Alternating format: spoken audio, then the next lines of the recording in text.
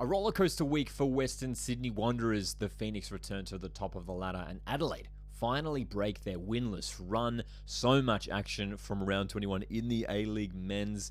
My name's Lockie, this is Gosport Football. We're going to break it all down right now, and it started on Tuesday evening in what was a remarkable result here for Melbourne City. 7-0 against Western Sydney Wanderers. It's the Wanderers' worst ever defeat. And again, this is not the first time this season we've seen Melbourne City win by a huge margin. We think back to a little while ago when they defeated Brisbane 8-1 at home. Arslan with a couple goals, Natel, Caputo, Raish, McLaren, and then the final one, Terry Antonis with one of the great A-League goals. An absolute bomb scored from almost the halfway line. And the narrative around it as well, you know, the fact that he's scoring against his former side, the side that, you know, he didn't really get a look in at all last season at Western Sydney. And he goes and scores that against them to hand them their worst defeat in the history. It's pretty remarkable. And you can see from the stats here, man, I mean, it was really Melbourne City who dominated things, dominating possession, dominating the shots, you know, from the word go. They were on top of this game, and Wanderers really struggled, especially in that first half. The goals started coming really, really quickly, and Wanderers just simply didn't have an answer. It was really concerning seeing how easily Melbourne City were able to get in behind. It was really nice play from Melbourne City as well. They would, you know, knock it around the back and, you know, utilize those wide areas, you know, get into one-on-one situations. And there were so many occasions where they were getting in behind the wingers Yakalish and Natel. You look at the lineups in this game. Again, for Melbourne City is Max Caputo, who is starting once again ahead of Jamie McLaren, which is again an interesting narrative that's developing there at Melbourne City at the moment. But finally, you know, for Melbourne City, again, it's this current lineup. It has been lacking a little bit in recent weeks. Good for them to finally see the result coming, the goals coming for them as well. For Western Sydney Wanderers as well, they fielded a solid team that has won games this season. I mean, you look at the players on the pitch, a strike partnership of Anderson and Borrello. The big concern was missing Marcelo in defence. That was sort of the one major out as well. And again, when you see, you know, the likes of Priestman and Hendricks in midfield, you think there's going to be enough there to really, you know, at least combat with, you know, contest with that City midfield as well. But the remarkable thing was this halftime, 5-player change by Coach Michael Redan, which I don't know if I've ever seen that in A-League history, as long as, you know, as far as the 5 substitution rule has been in place. All 5 substitutions were made at halftime, and it still didn't do much to help the cause of Western Sydney Wanderers. They were well and truly beaten on this night, and Melbourne City with a 7-0 win. The important thing now here for Melbourne City is that they capitalise on this result. Again, as I touched on before, you know, we saw them beat Brisbane 8-1, but even though they have had these impressive wins and these, you know, strong performances throughout the season, they haven't followed it up, which is, you know, what they've done in previous seasons. They've just been far too inconsistent this season. And of course, we're going to be talking about Western Sydney Wanderers a little bit later in the episode. Of course, they played on the weekend against Perth Glory. But another game at Abbey Park. This was a Thursday night fixture. Western United, Melbourne victory 2-2. Daniel Pena and Ben Garuccio on the score sheet for Western.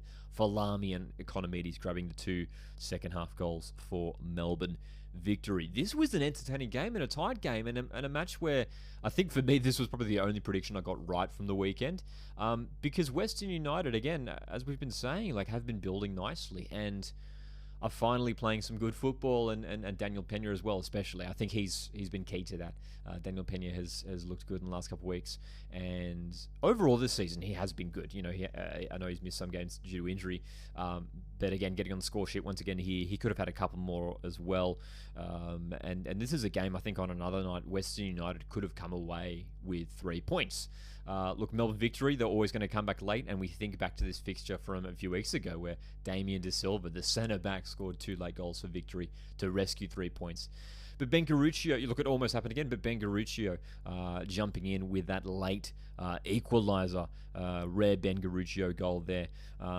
Really competitive game, this one, man. 2 strong teams when you look at the lineups for both sides. Again, it's been, you know, chopping and changing at the top for Western United. Michael Roos starting in this game. We know Noah Botic has been out with injury as well. Nikita Rukovica can come in. He came off the bench in this game as well. And again, we've seen plenty of rotation from Melbourne victory. Tony Popovic which has been pretty eager to shuffle things around. Geordie Valadon starting in this game alongside Jake Bremer. Of course, Ryan Teague out injured at the moment as well. Defensively, again, pretty solid from Melbourne Victory, but they will be disappointed with the 2 goals that they did concede in this game. But again, the overall takeaway is just, how impressive it is from Western United now, from their point of view, seeing how, I guess, competitive they are now. Earlier on the season, they might have got crushed, 4-5-2 maybe in this game. But they are playing some impressive football. Has it come too late? I think the answer is yes. It's going to be a massive ask for them to hit the top 6, considering, the gap is becoming bigger in terms of, reaching those final spots. But a 2-2 draw in that game. Next up, we had Newcastle Jets 0. Adelaide United 1. The lone goal to Luka Jovanovic in the 80th minute, grabbing the result here for the Reds, which was a huge one because the Reds just have been struggling just to not only just pick up points, win games. It's been looking really worrying for the Reds of late, and I'm sure some Reds fans may be getting concerned about whether Carl Vett is the right man to lead the Reds forward. They seem to be going downhill a little bit. But Adelaide were much more impressive in this game compared to recent weeks. They were the better side, and they deserved the win in the end. They were creating the better chances. And a really dull performance from Newcastle Jets, who I thought didn't have too many clear-cut chances. Probably the best one came from Apostolos Stamatolopoulos in the first half, who had a header right in front of goal that went straight to the keeper's arms. The other great chance was right at the end of the match when Ryan Scott, the goalkeeper for the Jets, came up for the corner and came very, very close with a header, which would have been remarkable to see. Only one goalkeeper has scored in A-League history. That was Danny Vukovic for Wellington Phoenix. But Luka Jovanovic, really nicely taken goal, man. I like Jovanovic. He's a young striker with a ton of potential, and did well to find the space and to fire it through, a massive bodies. And Ryan Scott, did not move for that shot. He didn't see it until it was wrestling in the back of the net. Adelaide United, again, I like the lineup that they did deploy for this game. Stefan Mork back into the lineup. Zach Clough, played out in a wide role, probably not his natural position. Does prefer to play centrally, but it worked out well. Clough off the right, Irankunda off the left, which again I think worked in this game. Nesri Irankunda, a player who we do usually see deployed on that right-hand side, but he was good in this game. He had a couple decent moments. Could have easily had a goal here in Irankunda, and Ubisuki as well, who I think on his day can be one of the top strikers in the competition. Could have had a couple goals here as well. Again, we've seen some chopping and changing for the Reds, but especially that back line there looked very solid. Good for the Reds to have Nick Ansell back in that defensive setup as well. Ryan Kiddo coming back into the side. He came off on the bench as well. So it's good to see even the bench from the Reds is actually looking to have a bit more depth as well. And again, you look at this lineup for Newcastle Jets, and it's a strong team. They're not missing too many key personnel. Red Episcopo's in that side, but he didn't really have much of an influence on this game.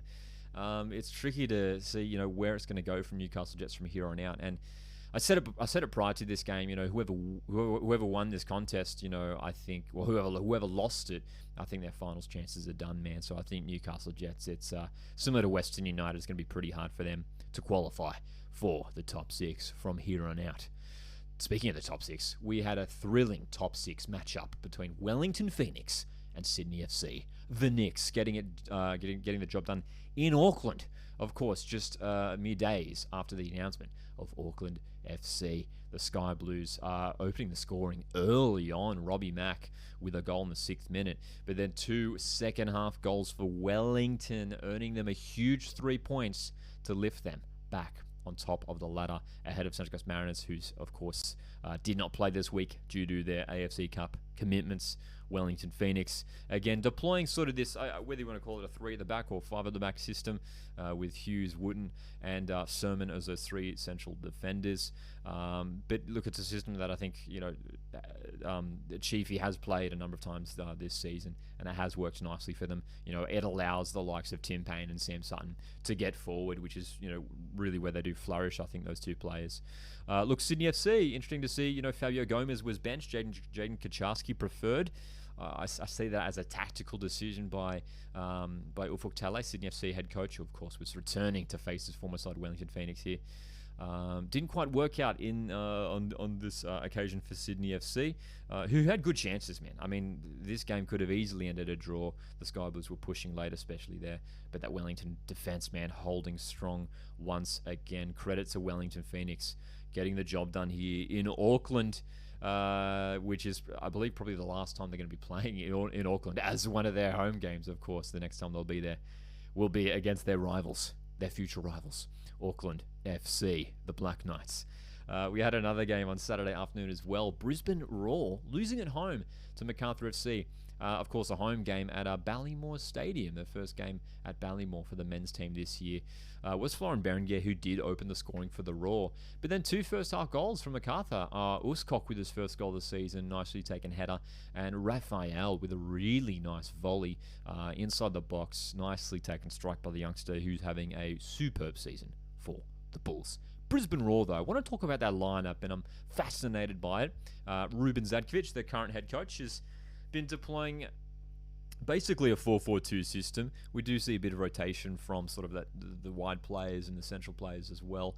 But Henry Hoare, I don't know if I'm a fan of seeing him played sort of in a deeper role. He is the kind of guy who we've seen really flourish in attacking and wide areas for Brisbane over the last few years. I think this is a role that maybe limits him a little bit.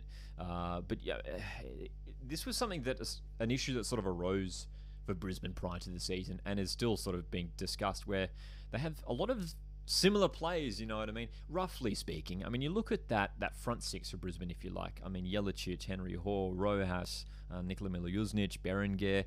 These sort of, I know they're all not exactly the same player, but, you know, sort of these attacking players who, you know, can play in wide areas or through the middle. And you look at that side, and there's, I mean, I wouldn't even call Jay O'Shea sort of a defensive midfielder. He's more, flourishes more as sort of a creative, he's a deep-lying creative midfielder, you know, but they need sort of that defensive rock in midfield, and they're lacking that right now, Brisbane Roar, which is, I think, maybe an area that they could look to strengthen in the off-season. Macarthur FC, of course, deploying a strong lineup. Tommy Smith preferred to Matt Yeoman in the centre of defence, which was one key change I noticed. Of course, Jed Drew starting in this game.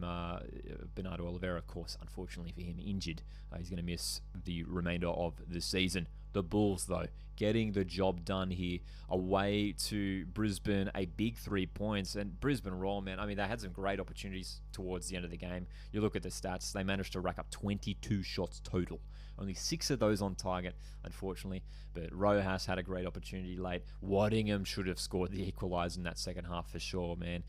And it's been the story of Brisbane's season. You know, they've won some good games at home this year, the Roar. But again, I'm not super confident that we'll see them catch the top 6 at the moment. Just the inconsistency is really hurting the Roar at the moment. The final game of the week, Perth Glory 1, Wanderers 2. And what a result for the Wanderers to turn it around after such a big loss midweek. Brandon Borrello scoring his first goal of the season early on. Adam Taggart just before half-time getting a really nice equaliser. Delightful assist from Gio Colli as well to set it up. And then Lockie Brook, a bit of controversy around this one. Goal was fair for me, onside indeed. Lockie Brook finishing off what was a bit of a scrappy move after a set piece. Tell you what though, Perth Glory needed to find that second goal. They had so many chances when the match was balanced at 1-1 to make it 2-1. Jaden Gorman off the bench was good. Daniel Benny was lively. Adam Taggart could have easily had a hat-trick in this game. The Socceroos striker, 15 goals for this season now for him. We did see obviously some rotation from Wanderers. They played a much more experienced lineup in this game. Perth Glory, they did have some players missing. Majeka Dumni into the side to replace Shushnia at the back. And I just wonder whether maybe this is going to be the side to continue forward for the Wanderers. You know, the experience of Ninkovic and Kitzel, you know, really helped in this game to carry Wanderers through what was... they really had to dig deep because Glory were well and truly pushing them in that second half. They dug deep, they got the winner, and they come away from WA with 3 points, which lifts them back into the top 6. That is all the action from round 21 in the A-League men's competition. Got any thoughts on this weekend's matches? Drop them in the comments section down below. Hit like if you want to support the channel, and subscribe if you want to stick around for more A-Leagues content. My name's Lockie. This is Coastal Football. See you in the next one.